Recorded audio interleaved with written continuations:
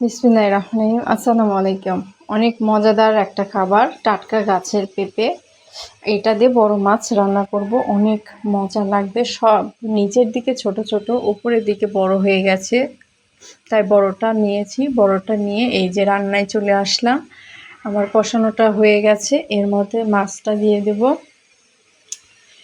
মাছটা দিয়ে এটাও আমি কিছুক্ষণ কষানোটা হয়ে গেলেই পেঁপেটা দিয়ে দেবো। যেহেতু আমার গাছের টাটকা পেঁপে, এটা রান্না করতে খুব বেশি সময় লাগবে না, খুব তাড়াতাড়ি এইটা রান্না হয়ে যাবে। অনেক মজাদার একটা খাবার, আর এটা অনেক স্বাস্থ্যসম্মত। পেঁপে তো সবার জন্য ভালো, যাদের কোষ্ঠকাঠিন্য, পায়খানার সমস্যা, তারাও এই পেঁপেটা খাইতে পারেন। এই পেঁপেটা আপনার শরীর ঠিক থাকবে এবং আপনার অসুস্থতা দূর হবে। যাই হোক, এই ঝোলটা দিয়ে দিলাম মাছের মধ্যে একটু ঝাল লবণ ঢুকবে। মাছটা হয়ে যাওয়ার পরে এখন আমি পেঁপেটা দিয়ে দিলাম।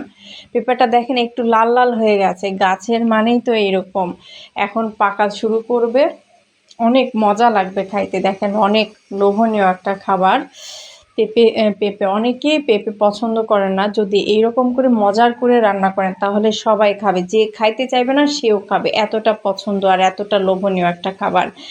ঝাল যদি ঠিকঠাক হয় তাহলে তো সব তরকারি খাইতে মজা লাগে। আর এইটা দিয়ে আপনার রুটি বলেন আর পরোটা বলেন, যেটা দিয়ে পারেন সেটা দিয়েই খাইতে পারবেন। এত মজার আর এত লোভনীয় একটা খাবার। ঝাল ঝাল মজাদার পেঁপের তরকারি বড় মাছ দিয়ে, তাহলে তো কথা আর হবেই না। অনেক মজার একটা খাবার। এখানে আমার হয়ে গেছে কমপ্লিট। এখানে গাছ থেকে আমি কুমড়ো পাতা উঠাইছি, দেখেন ফুলগুলো ছেলে ফুল হয়েছে। একটা কুমড়া ছিল, এটা খাওয়া